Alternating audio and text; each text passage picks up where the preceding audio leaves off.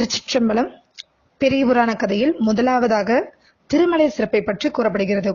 அருட்பெரும் ஜோதியரும் ஆதியும் நடுவும் ஈரும் அற்ற அனாதி மலமுத்தரும் திருவருளே வடிவாக கொண்டவரும் பிறப்பில்லாத பெருந்தகையும் முழுமுதற் பரம்பொருளும் முக்கண்ணுடைய மூவா முதல்வரும் வேத ஆகமங்கள் காணாத வித்தகரும் ஆகிய சிவபெருமான் எமை ஆண்டருளும் இமயவள்ளி அம்மையுடன் நவமணி பீடத்தின் மீது எழுந்தருள விளங்குவது திருக்கைலாயமலை.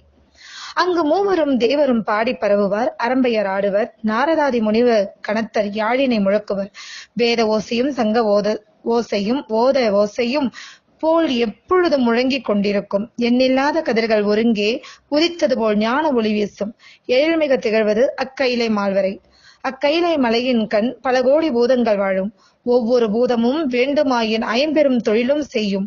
நீடு தேவர் நிலைகளை நாட்டும். அத்திருமலையில் வேத்திரப்படை தாங்கி திரு நந்தி தேவர் காவல் புரிவார். தேவர்களும் முனிவர்களும் கணங்களும் பெருமானை வழிபட அணியணியாக வந்து காலங்கருதி நிற்பர். அத்திருக்கைலாய மலையின் அடிவாரத்தில் பத்தராய முனிவர் பல்லாயிரவரும் சுத்த யோகிகளும் சூழ உபமன்ய முனிவர் இருப்பார். அவர் பரமேஸ்வரன் தர பார்க்கடல் உண்டவர். கண்ணபிரானை திருவடி தீட்சை தந்து உபதேசித்து உய்வித்தவர்.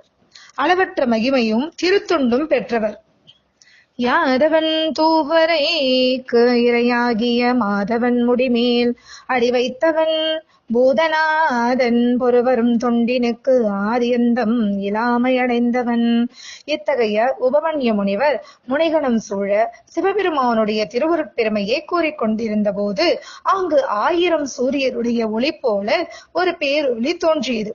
அதனை கண்டு அருந்தவ முனிவர்கள் இது என்ன அதிசயம் என்றார்கள். உபமன்ய முனிவர் சிவபெருமானை சிந்தித்து ஆளாள சுந்தரர் திருக்கைலாய மலையனின்றும் அரணார் ஆணையின்பால் நீங்கி மண்ணுலகம் வாழ தென் திசையில் திருவவதாரம் செய்து மீண்டும் கைலைக்கு எழுந்தருளி வருகின்றார் என்பதனை உணர்ந்து எழுந்து சிரமீது கரமலர் கூப்பி கண்ணருவி பாய தொழுது அதனை நோக்கி நடந்தார். அருகிருந்த முனிவர்கள், ஐயனே, அரணாரையன்றி மறந்தும் புறத்தொழாத தேவர் இங்கு இவ்வாறு இறைஞ்சியது என்ன என்று கேட்டனர். அவ்வண்ணம் ஆர்வத்துடன் கேட்ட அருந்தவர்களுக்கு உபமன்ய முனிவர் கூறுவாராயினார். சிவபெருமான் ஒரு சமயம் தமக்கு நேராக அமைந்திருந்த சுத்த வித்யா மயமான நிலை கண்ணாடியில் தோன்றும் தமது சுந்தரச்சாய வடிவை சுந்தரா வருக என்று அழைத்தருளினார். அக்கண்ணாடியினின்றும் சுத்த வித்யாமய சிவரூபம் 3 கண்களும் 4 தோள்களும் பிறைமுடியுமாக வெளிப்பட்டு சிவபெருமானை வணங்கியது. மற்றைய உருத்திரர்களினும் சிறந்த அவ்வுருத்திரர் சுந்தரர் என்னும் திருநாமத்துடன் கோடி சூரிய பிரகாசத்துடன் திருமலர் எடுத்து திருமாலை தொடுத்து சூட்டுதலும் திருநீற்று பாத்திரம் தாங்கி பெருமானருகே நிற்றலும் ஆகிய திருவனுக்கு தொண்டு புரிந்து கொண்டிருந்தார். அவ்வண்ணமே உமையம்மையார் அக்கண்ணாடியில் தமது திருவுருவ சாயை அழைக்க போது 2 திருவுருவங்களாக வெளிப்பட்டன. அணிந்திதை கமலினி என்னும் அவ்விரு அழகின் கொழுந்துகள் போன்ற சக்திகள் அம்மைக்கு ஏவல் புரிந்து கொண்டிருந்தனர். மாலையனாதி வானவர் யாவரும் அமிர்தம் வேண்டி திரு பார்க்கடலை கடையத் தொடங்கினார். கணபதியை வணங்காத காரணத்தால் ஆழகாலவிடம் தோன்றியது. அதன் வெம்மையை தாங்காத விஷ்ணுமூர்த்தி முதலிய விண்ணவர் அனைவரும் அஞ்சி வெள்ளிமலைக்கு வந்து, எம்பெருமானே, தேவரீர் முழுமுதற் பெருந்தலைவர், அடியேங்கள் செய்த முயற்சியால் முதலில் விளைந்தது உமக்கே உரியது. நஞ்சினால் அஞ்சினோம், ஆண்டருளும் என்று வேண்டினர். முக்கண் பெருமான் அவர்களை அஞ்சன்மேன் என்று அருள் புரிந்து திருநீற்று கோயிலை ஏந்தி அருகே நிற்கும் சுந்தரரை நோக்கி, சுந்தரா, அவ்விடத்தை இவ்விடத்திற்கு கொணர்தி என்று பணிந்தருளினார். சுந்தரர் சென்று யாராலும் அணுக முடியாத பெரும் வெப்பத்தை தரும் ஆழகால விஷத்தை தமது ஒரு கரத்தால் எடுத்து நாவற்பழம் போல் திரட்டி கொணர்ந்து கண்ணுதர் பெருமானிடத்தில் தந்தார். அதனை சிவபெருமான் உள்ளும் புறமும் உள்ள உயிர்களெல்லாம் உய்ய கண்டத்தில் தரித்து நீலகண்டராக விளங்கினார். திருச்சிற்றம்பலம்.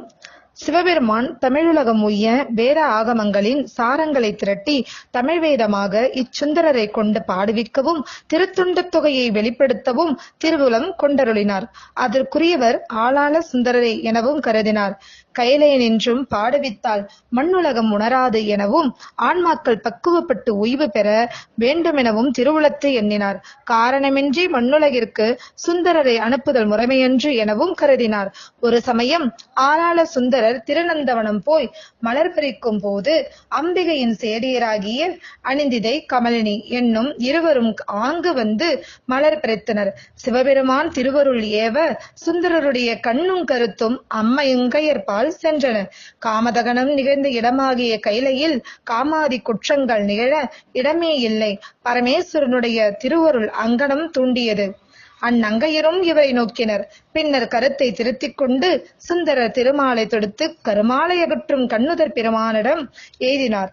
அங்கிங்கெனாதபடி எங்கும் பரிபூரணமாய் நிறைந்துள்ள நிமலன், சுந்தரா, நீ மாதர் மேல் மனம் வைத்தனை, ஆதலின் பூதலத்திற்கு பிறந்து அவருடன் காதலின் கலந்தனைவாய் என்றும் கட்டளையிட்டருளினார். அன்பர்கள் இங்கே சிந்திக்கத்தக்கவை சிலவுள. சுந்தரரை பெருமான் மாதர் மேல் மனம் வைத்ததற்கு சபித்தார் இல்லை. வேண்டுவார் வேண்டுவதை ஏவான் கண்டா என்றபடி எண்ணத்தை முற்றுவிப்பான் அருள் புரிந்தார். அன்றியும் எண்ணங்களுக்கு பிறப்புண்டு என்பதையும் அவாவே பிறப்புக்கு வித்து என்பதையும் உணர்த்தி அருளினார். மாதர் மீது பார்வையை செலுத்திய ஆளாள சுந்தரர் அந்த உலகத்தை துறந்து இந்த உலகத்திற்கு வந்தாரென்றால் இந்த உலகத்தில் இருந்து கொண்டு பார்வையை பாவையர் மேல் முறையின்றி செல்லுமாயேன் எந்த உலகத்திற்கு போவது என்பதனையும் ஈண்டு சிந்தித்து உய்வு பெற வேண்டும். எல்லா புலன்களிலும் சிறந்தது கற்புலன் என்பதும் அக்கற்புலன் தூய்மையாக இருத்தல் வேண்டும் என்பதும் அன்பர்கள் அறிந்து கொள்ளுதல் வேண்டும். மறந்தும் பார்வை நெறி தவறி நடக்கக்கூடாது. ஆதிமூர்த்தி அவன் திறம் நோக்கியே மாதர் மேல் மனம் வைத்தனை தென்புவி மீது தோன்றியும் மெல்லியலாருடன் காதல் இன்பம் கலந்தனைவாயன. அது கேட்ட ஆளாள சுந்தரர் அஞ்சி ஐயின் அடிமலர் மீது விழுந்து தொழுது அழுது, என்னை ஆளுடை ஈசனே, நின் திருவடியை நீங்கும் சிறியேன் உலகில் மானுடனாய் மையில் பூண்டு மயங்கும் போது தடுத்தாட்கொள்ளும் என்று வேண்டினார்.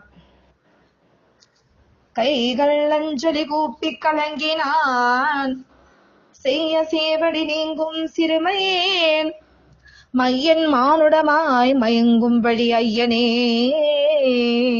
தடுத்தாண்டருள் செய்யன.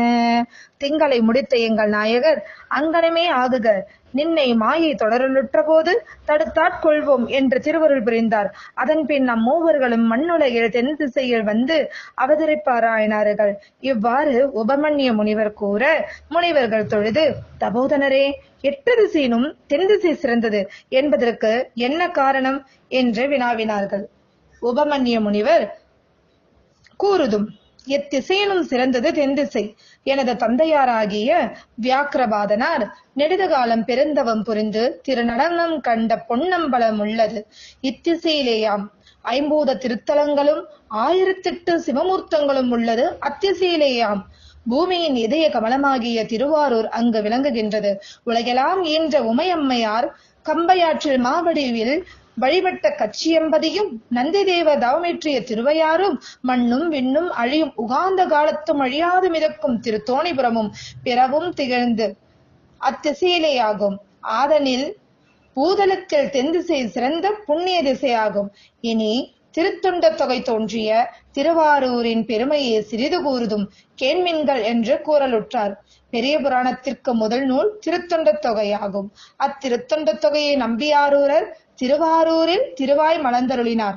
ஆதலின் திருத்தொண்ட தொகை தோன்றுவதற்கு தவம் புரிந்த திருத்தலம் திருவாரூர். எனவே திருவாரூர் சிறப்பு.